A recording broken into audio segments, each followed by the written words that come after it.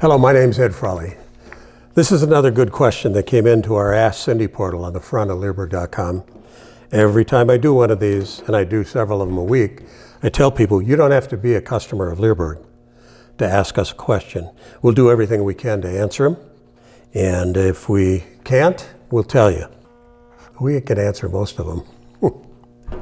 So this one is about dog doors, doggy doors, where you have a little doggy door through your door and the dog can let himself out in the backyard and do his business and come back in. Terrible idea. But anyway, I'll read this so you can understand why I say terrible idea. It says, "Hi there. We have an 11-month-old puppy that we have had for 4 months. He was in the shelter for 4 months before we got him, so he just knew to potty anytime, anywhere, whenever he wanted to." That's the problem with some dogs that have been kennel dogs their whole life. We taught him what the doggy door was, and he's been great. All of a sudden, after a camping trip and the weather turning bad, he wouldn't go outside to poop or pee. He did it everywhere he could in the house. Another reason why I say terrible ideas. I guess maybe he really doesn't know how to tell us. He just uses the doggy door when he feels like it. He relapsed for a few weeks and is back on track, but the doggy door is closed. He just doesn't go outside anymore. Should we be training him with a bell, or how can we help him know it's not okay to just go to the bathroom in the house? By the bell means some people will say, we're going to train this dog to go over and hit a bell. And that's how we go and unlock the doggy door so they can get outside. And they keep them locked so coons and things like that don't come into the house at night. Should we train him with a bell, or how do we help him know it's not okay to go inside when he feels like it? We've done basic training and do need some more help. Good. This is a very common issue, Cindy says. In dogs that are not 100% potty trained, and actually I get a lot of messages concerning this, don't understand that they should still go outside in colder weather, wetter weather, windier weather, snowy weather. In other words, these dogs, when they try and do this, the dogs aren't house trained. They may think they're house trained, but that goes under the whole category, you're okay, until you're not, and you find a big turd in the middle of your living room floor, worse yet, behind the couch, because how long does it take a dog to go behind your couch, pee, and come back out? I can tell you, about 30 seconds. And they don't like peeing and pooping in front of you, so they're going to do it someplace where it's not that obvious, and you might not find it for a day or so, depending upon the smell. Some dogs don't mind rain or colder weather. Others require you to go outside with them, and you know they have used the bathroom because you're going to be out there with them and see them when they're going.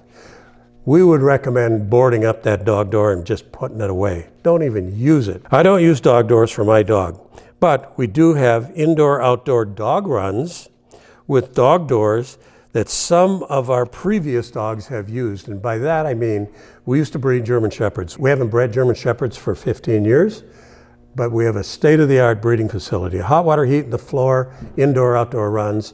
And our runs, there was 13 indoor-outdoor runs, had doggy doors on them so they could push their way out. Most of the dogs, after they lived in them for a while, they would go outside in the outside run and pee and poop and come back in. They don't like to pee and poop where they sleep, and that's why using crate training for dogs is so good for them, because they don't want to pee and poop in the crate where they are. So a good idea is to crate train your dog and start right from the beginning. If somebody came to me and asked me this, I'd say, go get a dog crate, get maybe a couple of dog crates. You can put one in your living room, one next to your computer. You can put one in the back bedroom, wherever. We have more than one dog crate for our dogs. We even have an X-pen in our living room for our puppies when we have a puppy. We put it right in front of the TV so we can keep our eyes on it all the time. And we take our dogs outside every couple hours so it can pee and poop. We take our dogs outside first thing in the morning And we take our dogs out before they go to bed at night. Some of the dogs will sleep, some dogs that we've had when we're training them will sleep in the dog crate at night. And some dogs, when they think they're getting pretty well trained, we have an exercise pen, nice wooden slats on it, painted white, in an area next to our steps going upstairs where we have dog beds in there. And we'll put the older dogs that are house trained in there, and that's where they sleep at night. But it's a progression, starting with the dog crate all the time till they get used to it, accept it. Then we'll move them into an X-pen, or they can be in an X-pen as a puppy, but only when we have eyes on them all the time. If we have to get up and go to the bathroom, they go in the dog crate. And really, from the X-pen, dog crate, X-pen, then they'll go on a leash that's tethered to us. We don't let our dogs run around in the house. We don't think it's a good idea to let your dogs run in their house and practice bad behavior. You're only creating problems that are going to take you 10 times longer to figure out how to fix.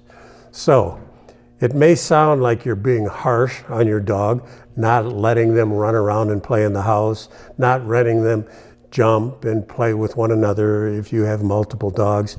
No, they have to learn how to live with us. They have to learn what our rules are, and one of our rules is you don't pee and poop in the house.